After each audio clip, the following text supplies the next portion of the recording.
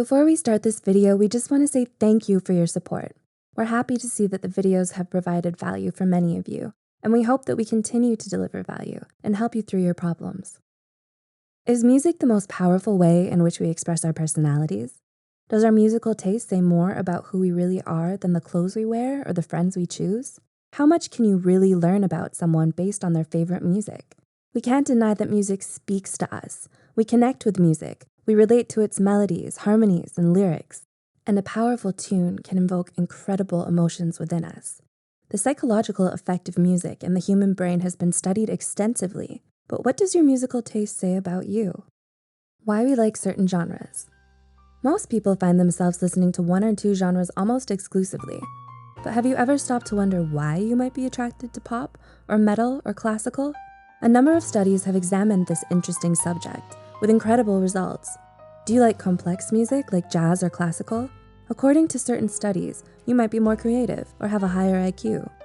Pop music lovers tend to be extroverted and honest. If you like rap music, you're probably pretty outgoing. Country music fans are usually pretty conventional and hardworking, and metalheads tend to be more introverted and could even suffer from low self-esteem. Every single music genre says something about our personalities. Why is certain music more nostalgic than others? One of the most powerful emotions that music can evoke is nostalgia. A simple track can bring back tons of incredible memories, both joyful and sad, suddenly. Music flings us back in time to a forgotten moment in our lives. But what causes this? Why does some music seem more nostalgic than others? An interesting 2010 study found that autobiographical music was most likely to cause nostalgic emotions. Or in other words, music that involved a real-life story from the perspective of the singer. Even more interesting was the fact that music with mixed emotions caused the most nostalgia, specifically a mixture of joy and sadness. Perhaps this is because in reality, life itself contains a mixture of both joy and sadness. Hey, before we continue to the next point, we'd like to connect with some of you who currently play music.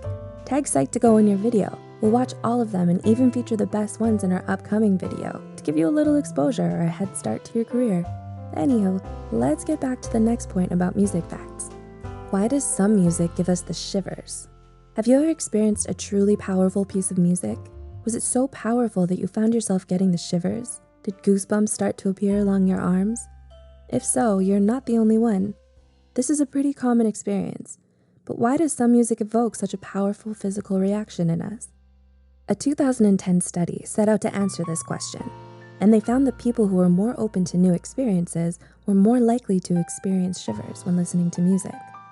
You're also more likely to have this powerful reaction if you listen to tons of music throughout each day. Funnily enough, the study found that it doesn't really matter which genre you're listening to. Why do some people love bass? The heavy, booming nature of bass is a big part of popular music these days.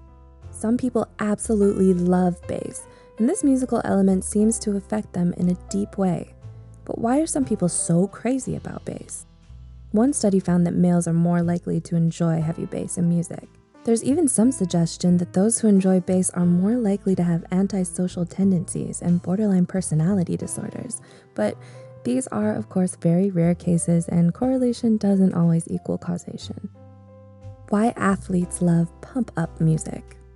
There's definitely a very specific type of music we listen to at the gym. It's usually vigorous pump-up music with high BPM that gets us motivated and excited, but why does this music seem to be so fitting for athletic activity? One study found a link between our music preferences and our ideal self-image. Basically, people prefer music that they think is most fitting to their own perception of themselves. Athletes love vigorous music because they feel it fits with their dynamic lifestyle and persona. Why teens love heavier music? We're all familiar with that one stereotype of the angsty teen who loves heavy metal, and sometimes this stereotype is a reality for many teens. But have you ever wondered why some teens seem drawn to heavy metal and heavier genres in general? One study looked into this and found something very interesting. Apparently, teens with this music preference are more likely to feel rejected and have low self-esteem. Although once again, this doesn't mean that everyone who enjoys metal or heavy genres has these issues. Why some people like repetitive music?